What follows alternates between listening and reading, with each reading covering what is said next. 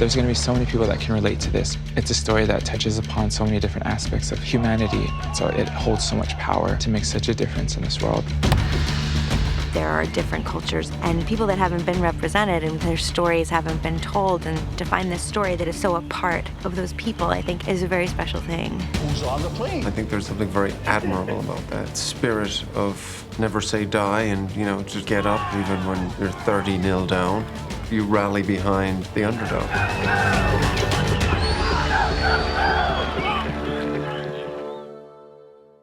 Hey, Mark. Set, 3, 2, 1. It's a brilliant documentary that this is based on called Next Goal Wins. And I watched that in 2015. The thing that drew me to it the most is that it's a true story. Yeah, just from them being the worst team all the way through to them winning a game. It's the ultimate story about triumph over adversity. Got in touch with the filmmakers and I struck a friendship with them. We talked about the film and about what we could do. Here we go, guys. So it didn't really seem like I was actually going to get to make it. I was just about to start Thor, and so I accepted the fact that I might have to let this film go, but we ended up pushing it. So I had about 6 months free before I started getting into pre-production on Thor. And so we thought, well, why not we just shoot it now? So that was the end of 2019, and so we really threw it into production really fast. I'm Mike Brett, I'm producer on the movie Next Goal Wins. I also was the director and producer of the original documentary Next Goal Wins, and it was obviously hugely flattering that they liked the movie, and more importantly, the people represented in the movie was the reason why people wanted to, I think, bring it to an even bigger audience. But I think what was really important to us is that we found the right partners for that, and partners that would do right by the people of American Samoa, by Thomas and Gail and their daughter Nicole, and by the Federation. 3, 2, 1, play song. The reason we went to American Samoa was not to make fun of their lack of achievement to that point. It was to say, no, you guys have something that we have lost.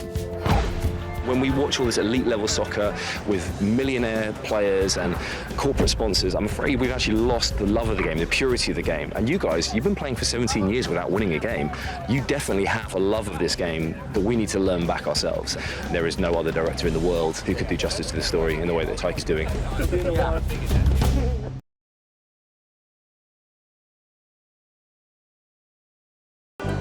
It's very difficult to shoot a film in American Samoa. The infrastructure's not really there to support like all of the people that you've got to bring in. And Hawaii has a lot of studio space. They've got a lot of crews. Yeah, they've shot a lot of stuff there for years. So that just made sense to us. Wax on, wax off. Hawaii provides so much green and lushness. There's the beach, there's the mountains. It's amazing.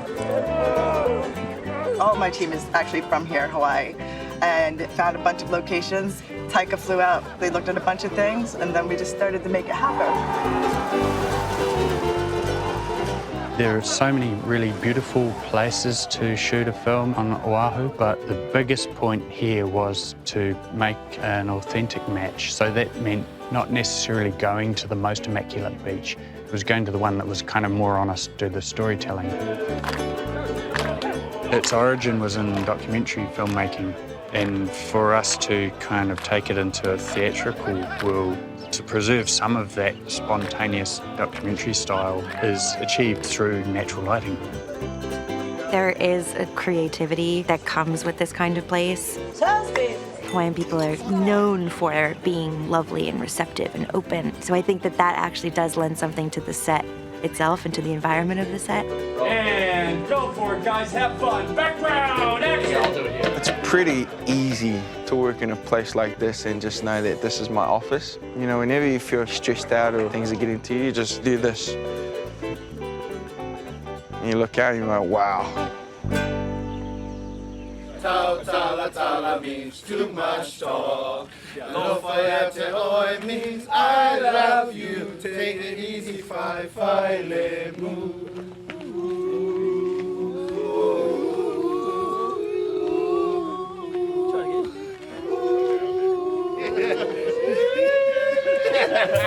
All right, guys, here we go. Ready. I think in terms of Samoan culture, it's pretty authentic in how it's being represented, and I think that's what Taika wants to do. You know, he wants to show the world that these are how Polynesian people live, and their culture is really important to them. Your chariot awaits. That's the beauty of Taika's work, is he's able to make culture so accessible, like through comedy. Welcome to American Samoa. The two main exports are NFL players and tuna. He keeps the integrity of it and pushes the envelope a little bit so that the comedy can definitely portray itself without stepping on the culture. It's a cultural film, and it's really important that we're sensitive to those topics. I've worked with many different departments. I've worked with the sound department as far as the music that we sing on set. Try not to stand there looking like you're not sure what you're doing, but dance as if you're like we're dancing to her, like, yes, that's Jaya, like. As well as the art department, which I do translations for signs and so forth. Wardrobe with the headgears down to the top of cloths that they use. Just the presentation of it, that it looks in sync with our ancestors. You know, in terms of the clothing, we're not going to make things look over-costumed. You know, a lot of the people that we've been casting have come in bringing stuff that they would wear at home. And I think that's been the most exciting part of incorporating these traditional pieces in this movie. A lot of the cast are friends of mine that I know from New Zealand, who are Samoan, who have grown up in New Zealand. And so having them there to keep the cultural specificity intact was a huge part of it. You know, I could always rely on them and, to let me know if something wasn't feeling quite right or authentic.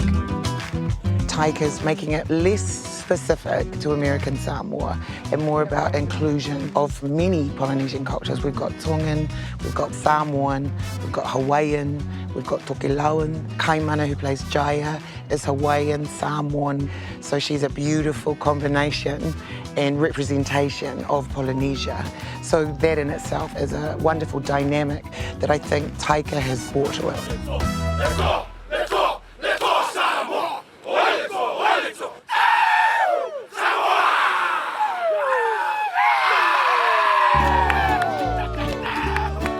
We've mixed up a few things structurally or changed some timings of things, but pretty much everything in the film is as it happened in real life. We're very religious people, like the Sa. When the bell rings, it's time for prayer. The whole island stops, same time, every day. But what am I supposed to do? I'm not religious. Pretend. Bell rings again, the prayer curfew is done. And so that's very true. The driving is definitely true. In American Samoa, people just drive so slow. Can you drive faster? Oh, I would never break the speed limit. It's 20 miles per hour across the whole island. It's so hard, and there's only one way going and one way coming back. So very, very true. The early days of training with the team are all based on fact as well. Yeah, in real life, they only had 2 soccer balls on the island. And sometimes they'd be used by a local school or something, so they couldn't practice. They thought that they may as well just pretend and that was at least something. All my films are essentially about family and usually about relationships between parents and children. And this film is very different. There's not really any children in it. Hi, Coach. But this is still about family and family relationships. What I want to do is create more of an emotional journey and to try and get deeper into the characters and to try and understand them on a more human level and try and make the characters more relatable to the audience by opening them up. So you think you'll stay in Hawaii then?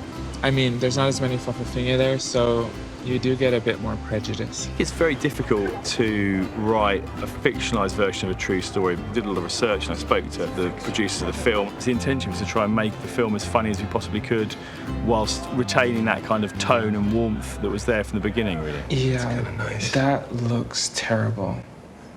It's the way I used to do my daughter's hair. She liked it. She's just probably lying to you. Very possible. Thomas Rongen is played by M.Fassbender. When the film came about and Taika was directing, they sent me the script. They also sent me the documentary. So I watched it. That was the first time. And it was great. Michael, the first time I talked to him about this, he said, I wasn't sure if I was going to do any more acting for another year, but he loved the film. So he made a snap decision and decided to come and join us in Hawaii. But between him deciding and him shooting must have been only about 6 weeks. Guys, on the marks. Here we go. The Thomas Rongen that I portray in the film is not the Thomas Rongen that exists in real life. I just want to say that. You know, I kind of threw that out the window and just sort of reinvented a character pretty much. And in Polynesian culture, when we have visitors, we go through a ceremony, and at the end of it, they are part of the family and they have to work and they have to do everything with everyone else and take part in our ways. And so he's got no choice really but to allow himself to be affected by the island. You don't want to like him. There's an obsession with making characters likable, which I really object to. The best transformations and the best journeys in a film are when a character is unlikable and you find out why, and then you end up loving them. And that's what happens in this film. Thomas Rongan comes in and he saves the team and turns them around, and in doing so, he gets saved himself. He needs American Samoa more than they need him. It's actually him that gets healed. Dear Lord, thank you for sending us Mr. Rongan. We've become quite attached to him. It's like finding a little lost white kid at the mall and telling him which way to go. I feel like Michael always finds something new. He's very chameleon-like in that way. I'm not surprised at all to see him kind of take on something that is different in a character that he hasn't played before, because I feel like that's what he always does. And then he just melts into them, and then you can't picture anybody else in there. We share a very similar sensibility and sense of humor. I felt like we were on this journey together when we were making the film. We're improvising every day. Dear God, above and below, and all around, really. Inside, outside. Thomas here. It takes a lot of brain power to sort of improvise and hopefully be funny at the same time. He's been doing it that way for years, so he's kind of a master at it. And I just sort of try and keep up. I've found a real brother in that man. He's become a very, very good friend. And when you form those relationships, you've got to hold on to them. And you've got to milk them for everything they're worth. Ah, Coach. Welcome to a humble restaurant. Davina's restaurant, my restaurant. Oscar Kightley is one of my dearest friends. We've worked together on numerous things. I mean, I think I've known him for about 25 years. One goal. One goal. Because Taika's Māori, and because he's grown up seeing how Māori have been portrayed, I think he approached the script with the same thing. And there were times when he reached out to us for ideas and jokes. He's always helped me out when I've needed advice on script. He's one of the greatest writers that we have in New Zealand. He's a fantastic performer, and Oscar's brilliant as Tavita. What a disgrace! Tavita reminds me of my dad. He's one of those guys where the glass is always half full. We scored? Yeah. A goal? Yeah. An actual goal? Another one? Did you hear that too? Yeah. Samoans are very proud people. We hate losing. You can imagine there would have been some lonely days when the real Tavita was in his office going, why don't I just go out and play golf or go fishing or enjoy my life? But thanks to his passion, here we are making this Hollywood adaptation of their story, which is awesome. Oh, it's the glamour. The little flowers on the table. Thomas, isn't this wonderful? Look, it's a veritable who's that of world soccer. The thing about Taika is that he's got a real gift for casting. He finds the people who he feels can embody the role, so they are going to bring themselves to the work, and he wants that. I remember the first day I was with David Fane, and we were in the production office looking at the wall, and there were pictures of actors in the film on the wall, and 98% of it was all Polynesian faces. And I was telling Dave, I was like, this is going to be one of those films that 30 years from now, we're going to be like, we're a part of that big Hollywood film that had Polynesians in it, and it was a Polynesian story told by a Polynesian Māori actor, you know, Taika Waititi. So it's great to be part of that, you know. America Samoa!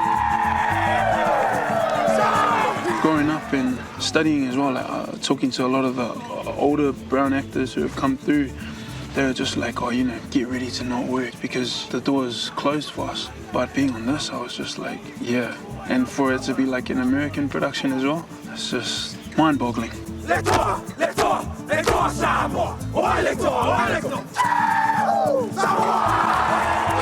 I grew up where you'd see one or two Polynesian faces on screen, and now we have an entire cast and crew with majority Polynesian faces, and unless you've experienced it, you probably won't understand its significance. But I'm so proud to be part of this.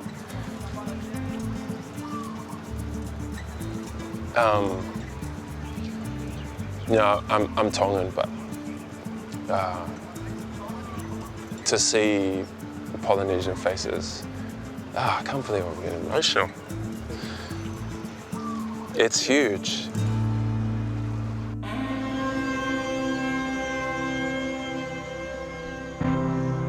The most important part of this film for me is the relationship between Thomas and Jaya. Jaya is what we call in Samoan, whaafine. They're revered, it's a sacred part of their culture and their society. It's so normal for us that it's not anything. We just have a whaafine, it's just the way of the woman. The spirit of the woman is in this person, and Samoans have done this for thousands of years. Maybe you guys need to take a little bit of Samoan, add it into the rest of the world.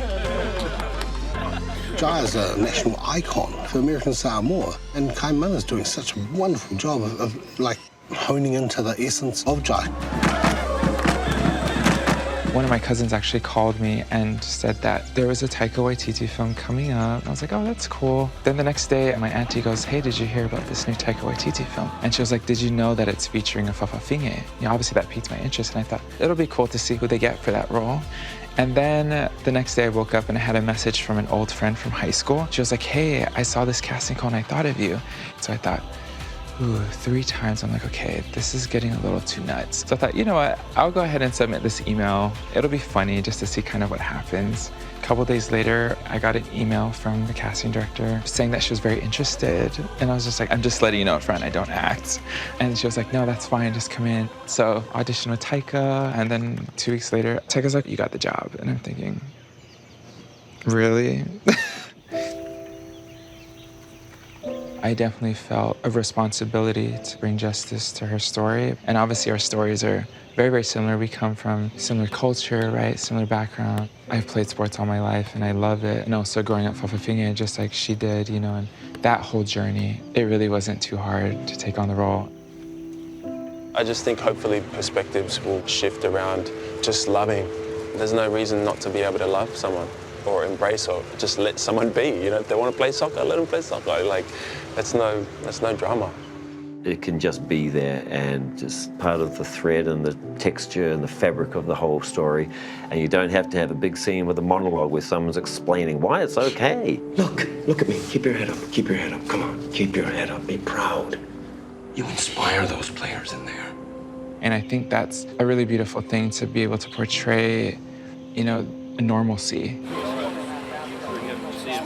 I'm really proud of the relationship between Thomas and Jaya. Also with Tavita, I think that is like very satisfying to me. Just those 2 arcs in particular, those relationships, where Thomas basically finds a daughter and he also finds a brother. There's just great closure for him in that whole journey.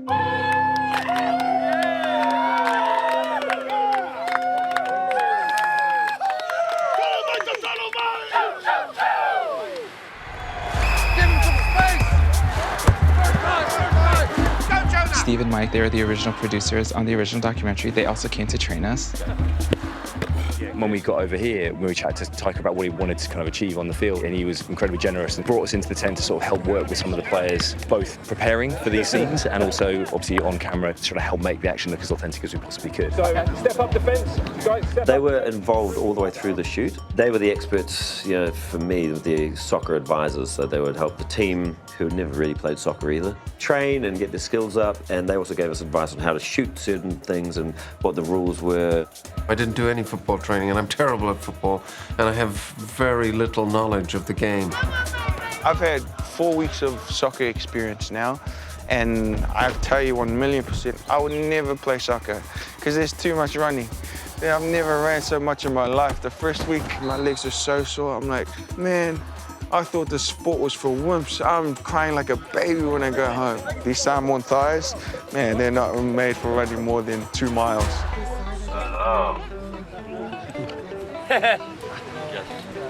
just like a real director. It's great that Taika has got the reins on this. He's just respectful of the people and he actually cares, even though it's a comedy and it's entertaining and it's a bit wild at times. He wants to do right by American Samoa. I think being around my people and the Polynesian culture, that just made me happier when we were shooting. They are family to me, so it's just felt more natural than any other film I've made. There's a feeling of positivity, of creativity, of looseness, and those are all things that go hand in hand with Taika's set. And it really does make you relax. It makes you enjoy being at work. There's a lot of different directions that we'll take in one scene. So something wacky kind of just comes about, and he can kind of harness all that chaos and creativity. It's just gonna be a small little, exactly, Out of that. It's gonna be out of the scene. It's a very unique experience. He's a madman, which I kind of love that, but he's very true to himself and how he feels. And you can feel that on the set, you can feel it in meetings, scouts, and that's what keeps us all going on a 30-day schedule with new locations as of yesterday. You know, it's just like, all right, we're just gonna go for it. 3, 2, 1, cut. He gives himself completely to the creative flow. So all of that hassle to be on your toes is so worth it. When he's in it, I'm like, that is creative genius. It's madness and it's beautiful. Okay, let's move off the stuff. Yeah. He makes film seem so easy to make. It's probably a nightmare for the crew, but for actors, man, he makes us feel right at home and he looks out for the welfare of all the performers. Yeah, he's just real chill. But in saying that, I am scared of him. So, yeah. Just like learning from all these guys that I grew up watching, literally like Dave, Oscar, Taika. You know, these guys are like legends in New Zealand. But like, even as jittery as I might get, he makes you feel calm when the camera's on. I mean, I love his film. I love his perspective. I love his lens on the world, and I think he's very truthful. He has this extraordinary ability to bring in all these different kind of tones and somehow knit them together. How's the shoot today, babe? Yeah, good. Got a dick drawn on me. It's important for me and for most Polynesians that are creatives and that we don't take things too seriously when depicting ourselves. But I think that's where you run into problems with Western filmmakers wanting to be too respectful. You know, I think when you're telling your own stories, then you have the license to free it up and to make fun of yourselves. And you know, Polynesians, we're the best at making fun of ourselves. That's what we love doing the most. And I think if this was made by someone outside of Polynesia, they would have been too earnest. And you know, I think we all have to tell our own stories. Oh, tin cans! Oh, tin cans! That's what I'm collecting. The trope of the sports movie is incredibly serious. Like, it's just a little lacking in irony. And I think when you bring a comic genius like Taika to a sports movie, there's a really interesting take on that material. What was all that tin can mumbo jumbo shit you made me say and all that family's what you make it crap? It sounded like that old lady from The Matrix. He's a balangi. White people love all that spiritual stuff. Can you imagine the world without yoga? There'd be all these unstretchy white people around with no ethnic tattoos. And no white dreadlocks. Exactly. They need us. And I need that coach. But I think as well, you know, obviously he's a superstar Polynesian director, and I think it's really important when you're trying to bring to life a world like this. You know, he's absolutely perfect for this, and the Polynesian humour, which obviously it runs through all of his work, is absolutely perfect for this material. And you can see from the cast and the way they react to that material how perfect it is. The play reception is at 5:30 in the PM time, and it's compulsory footwear. So wear something on your feet, please, like a slippers or a sandal. He's very passionate about telling stories that sometimes are hard to tell, you know, that really challenge these social constructs that aren't really serving humanity as a whole. He tricks us into thinking it's comedic to talk about these tough issues so people can laugh about it, but then he goes, got you, reel you in, and now I'm going to talk about the real thing. With the smaller films that I've made in the past, and you know, where I've been able to really be 100% true to my voice and my vision and the way that I tell stories, and to go back in between these larger films and make smaller, more intimate films that are more in my wheelhouse, like Jojo Rabbit or this new one, it just reminds me why I got into it. You know, it's my happy place.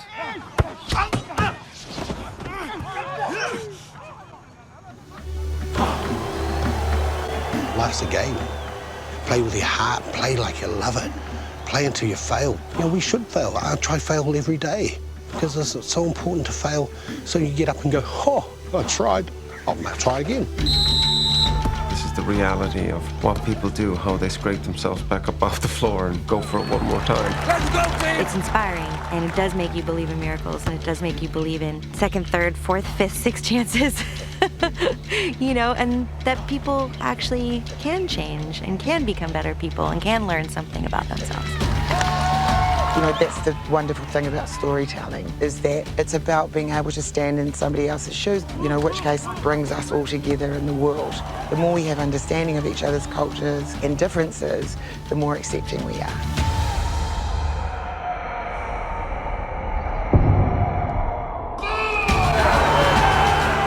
reiterating the common humanity that we all have that not every film can unlock, but I think this one will.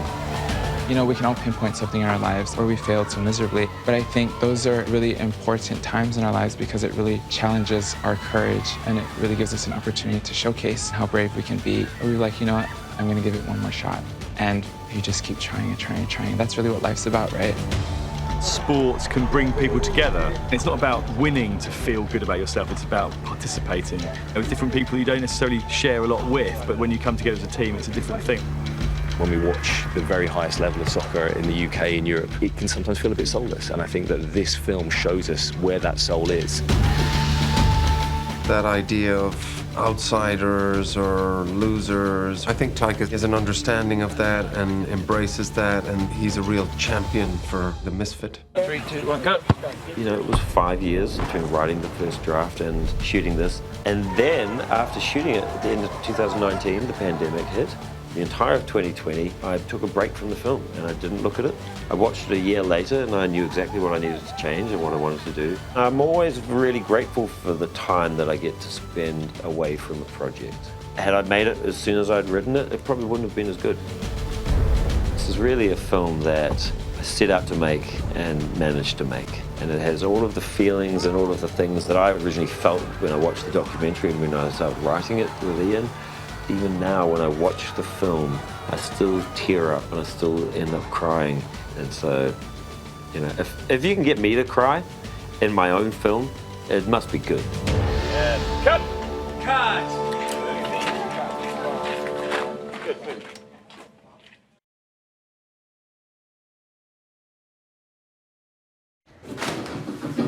Soccer game! Soccer game! Soccer game! Soccer game! Gonna win it. Don't lose it.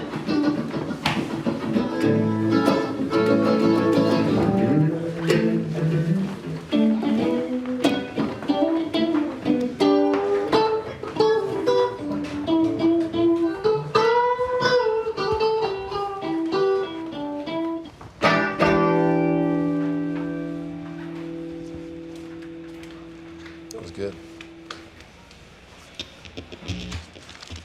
That was a song I called Soccer Game. I think it's pretty pertinent. Now is the hour. Moment of truth. Sowing the seeds and reaping what those seeds have been sown for. So, you're probably thinking to yourselves, why are we doing this? We're losers. There's nothing special about us. Well, I'm here to tell you there is something special about all you lot. You suffered the biggest defeat in soccer history. So guess what? Flip that on its head. Boom! That's the world record. That's a positive. So, I'm going to bless you all with the power of the big man upstairs. It's going to fill you with the energy and the kicking ability that you need to score all those goals that you're going to get today, okay? Start with you, big fella. Here we go. Are you ready? Yeah. Steady? Yeah. Okay, here we go. Yeah. Boom! There you go. You get the power. Boom! Who wants a bit of more power here? Oh, look at you. Yeah. Boom! 2 for you, because you're bloody useless. There you go.